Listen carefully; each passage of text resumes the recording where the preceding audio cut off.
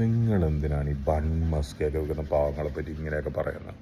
അവരുടെ ഇൻഗ്രീഡിയൻസ് അങ്ങനെയാണ് ഇങ്ങനെയാണ്. അവർ പാവങ്ങളല്ല, അവർ നന്നായിട്ട് കച്ചവടം ചെയ്ത് ജീവിച്ചിട്ട് നിങ്ങളിതിനെ ഉപദ്രവിക്കുന്നു.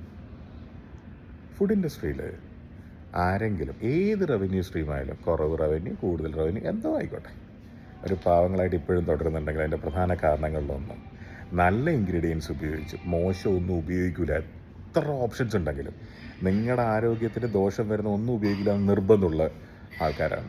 അതാണ് അതിൻ്റെ പ്രധാന കാരണം. ഒരു ഉദാഹരണം പറയാം. ഞങ്ങൾ ഉപയോഗിക്കുന്ന വെളിച്ചെണ്ണ 400 ചില്ലറ രൂപയാണ് കഴിഞ്ഞ കുറേ മാസത്തെ വെളിച്ചെണ്ണയുടെ ആവറേജ് വില. അത് ഉപയോഗിച്ച് ചിക്കൻ ഫ്രൈ ചെയ്ത് സ്നാക്സ് ഫ്രൈ ചെയ്ത് പലതിനും ഉപയോഗിക്കുമല്ലോ. ആ എണ്ണ ഡിസ്പോസ് ചെയ്യണമല്ലോ.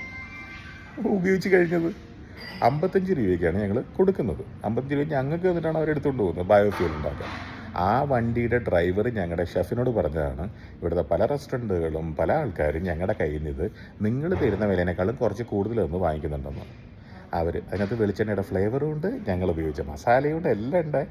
അത് ഉപയോഗിച്ച് അവർ കുക്ക് ചെയ്തിട്ട് അവർ വിൽക്കുകയാണ്, റെസ്റ്റോറൻറ്റിൽ വിൽക്കുകയാണ്, ഓൺലൈൻ ഡെലിവറി ഒക്കെ സ്വിഗ്ഗിയിൽ സൊമാറ്റോയിലും ഉണ്ട്. ഞങ്ങൾ വിൽക്കുന്ന ഡിഷസ് അതിൻ്റെ പകുതി വിലയ്ക്ക് അവർ നിങ്ങൾക്ക് വിൽക്കുകയാണ്. സുഹൃത്തുക്കളെ, ഇവരാരും പാവങ്ങളല്ല. നിങ്ങളെ കൊല്ലുന്ന ഇൻഗ്രീഡിയൻസ് ഉപയോഗിച്ച് കച്ചവടം ചെയ്യുന്നവർ പാവങ്ങളല്ല. അവർ നിങ്ങളെ തുരന്ന് ജീവിക്കുന്നവരാ. നിങ്ങൾക്ക് സത്യം കേൾക്കുന്നത് തീരെ ഇഷ്ടമല്ലേ?